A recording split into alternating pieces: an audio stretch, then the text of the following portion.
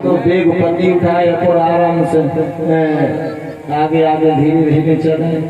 ये सब में आगे महाराज हाँ तो दावती हुई तो संज्ञा को छेना चढ़ाए सबसे आगे ही है। तो पत्नी का दर्जा भगवान कन्हैया और श्री राम ने आगे किया। सबसे पहले पत्नी का नाम आता है, उसके बाद पति का आता है। किसी ने ये कह दिया, देखो सब कहते हैं कि फलाने की धर्म पत्नी है, किसी ने ये कहा ये फलाने की धर्म पत्नी है। नारी का दर्जा बड़ा होता है। कोई ये नहीं कह सकता है कि धर्म पता क्या होता है, धर्म पत्नी तो हो सकती है।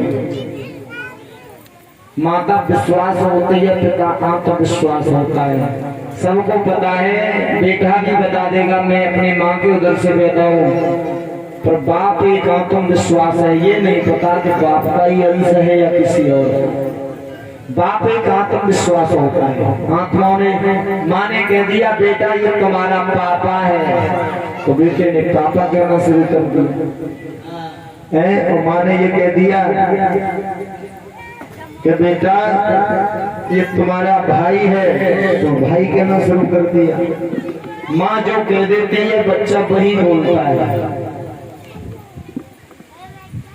तो पिता एक आत्मविश्वास होता है और माता विश्वास होती है। माता भी सबको पता है कि फलाना लड़का उस माता के उधर से पैदा हुआ है। इस तरीका से भगवान कन्हैया ने पत्नी का दर्जा सबसे आगे बताया। और मुरली मनोहर श्याम सपने की बात को छोड़ करके और मथुरा में रह रहे हैं। इधर मुरली मनोहर श्याम युद्ध करने के लिए गए हैं जरासंध से। तो बताया जरासंध से युद्ध करते करते विश्वकर्मा को बुलाया है। उतने समुद्र के बीचों बीच में बहुत सुंदर सी द्वारिका का निर्माण किया है। और 47 कोस ऊंचे पहाड़ पर हमारे प्रभु चढ़ गए हैं बलराम भैया को लेकर के। उसमें आग लगवाई है और वहां से कूदे हैं तो सीधे द्वारिका में जाकर के पहुंच गए हैं मुरली मनोहर श्याम। इस तरीका से भगवान कन्हैया द्वारिका में आकर के बसने लगे। अब देखिए द्वारिका में बसने लगे हैं। इधर भगवान कन्हैया सभा में बैठे हुए हैं। तो 17 जितने सूर्य देव की तपस्या करने के बाद एक मणि को प्राप्त किया है। बहुत सुंदर सी मणि है। तो 17 जितनी मणि को देख करके सभी यादवों की नीयत खराब हो गई और कहने लगे नहीं कन्हैया को दे दो। तो 17 जब सभा में पहन करके गया तो सबने कहा भगवान को दे दो, पर 17 जितने मणि नहीं दी, क्योंकि वो मणि सवा तोले यानी सोना दिया करती थी डेली रोज। वही मणि 17 जित पहन करके अपने घर गया। प्रसेन ने उस मणि को गले में धारण किया, घोड़े पर सवार हुआ, प्रसेन चलाए जंगल में शिकार करने के लिए।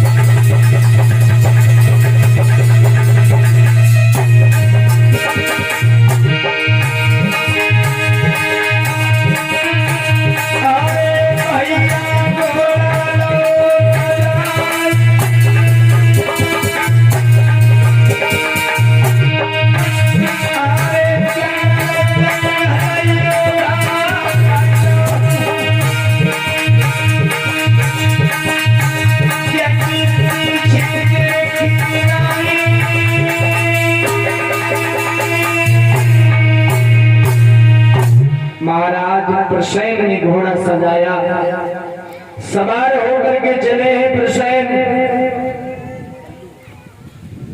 में डाले हैं। तो क्या देखा है, आगे एक शेर से सामना हुआ, तो शेर से युद्ध हुआ है प्रसेन का। तो प्रसेन ने क्या किया है, तो एक छलांग मारी घोड़े पे से, शेर पीछे हट गया।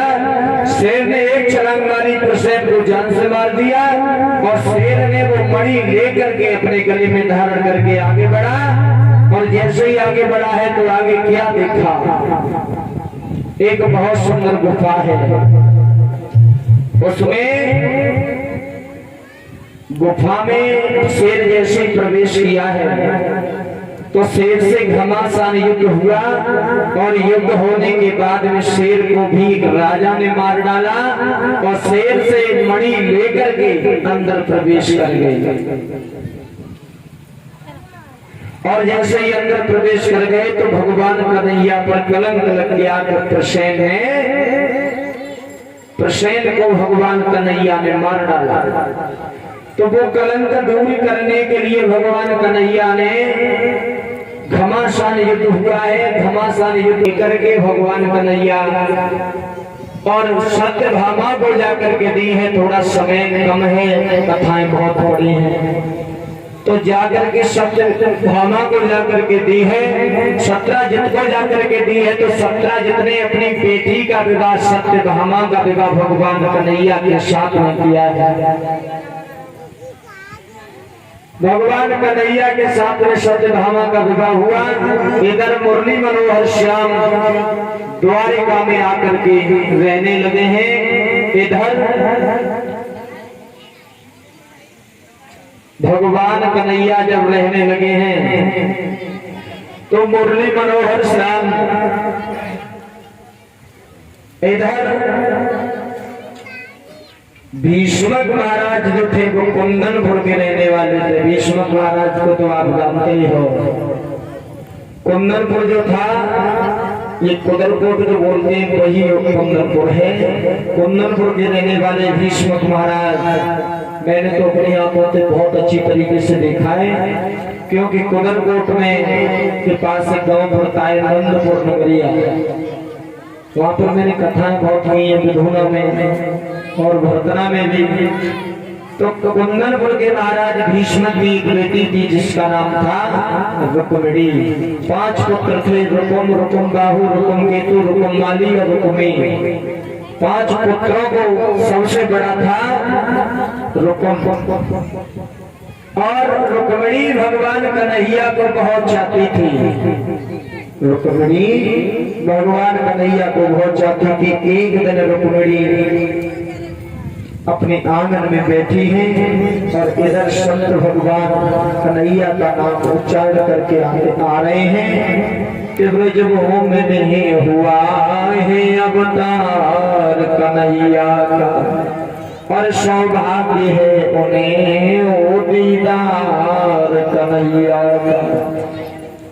ब्रजभूमि में हुआ है अवतार कन्हैया का।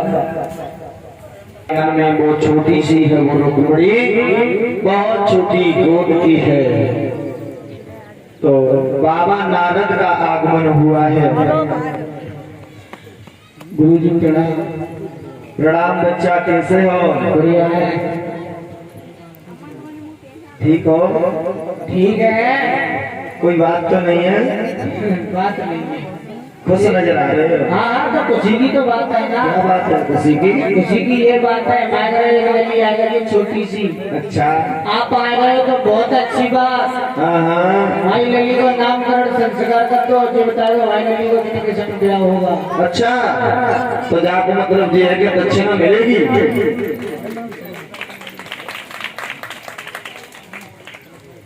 कल सवाली कन्याएं खड़ी हो जाए। हाँ, कन्या पर मम्मी कन्या सो रही है।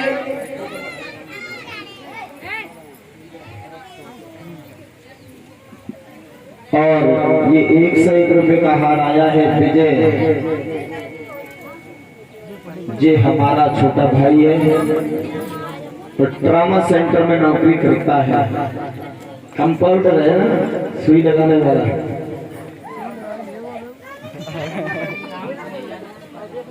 और जी 51 रुपए जो हमारे करीब आए हैं राम शनि यादव फूफा जी, मोहनदास जी महाराज जहाँ भी हो व्यास आसन के सामने आ जाए। और जैसे ही अबे हमारी लली में मम्मी के लिए सोई रही है दवा जगह के लाओ, दबा के लाऊं। हाँ अभी ले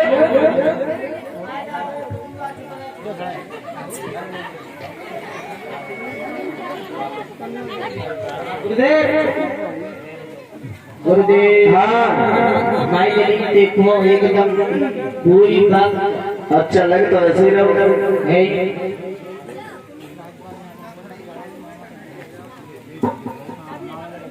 और जी राजपाल यादव जी के सुपुत्र हैं विनोद कुमार यादव, विनोद कुमार के सुपुत्र हैं राजपाल यादव। ये हमारे महाराज जी के मामा के लड़का है। और 101 रुपए का हाथ डाल करके सम्मानित कर रहे हैं। कामना करता हूँ भगवान से सदा धर्म के रास्ते पर चलाएं, समाज में सम्मान मिलता रहे। एक बात बताओ, तुम्हारी लली ये भूरी भूरी कैसी लग रही है? अरे पीरिया है लोग हमारी लली एकदम बुढ़िया, और जाके मम्मी देखोगे तो एकदम हीरो बनना। अच्छा मम्मी दिखाओ। हाँ हाँ, वो बेटी कौन सी भाई है? तुम्हारे कपड़ा पहने थे, अच्छा लम्बों से दूर हमारे चाहे। एक बात बताओ, तुम्हारी लली को एक पाँव छूटो कैसे है? हाँ भाई लली को जी गोड़ होगा क्या होएगो? लली को हमें दी को ते लगा हुआ काई से लग रहा है। तो महाराज हाँ जाती मम्मी है ना बग जीव की चट्टो हाँ हाँ, तो चोरा था तो मीरा चोरा था पड़ा के चावनी बगैर खावे करी खट्टे चीज खावे करी लली के 5 पैसे करे कहाँ मारे हो? तो क्या करें, नाम नाम रखें? हमारी लली का नाम रखते हो, जो बता दो हमारी लली को कितने के संग ब्याह हो। अच्छा तो सुनो,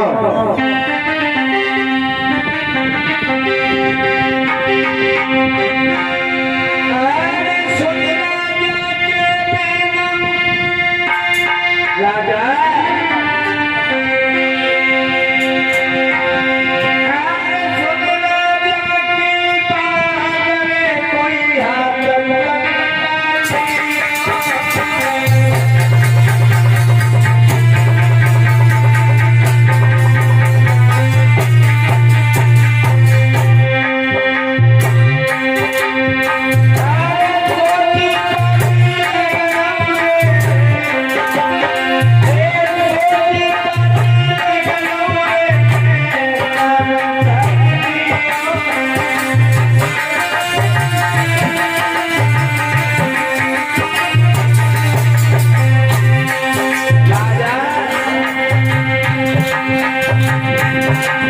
महाराज रुक्मिणी का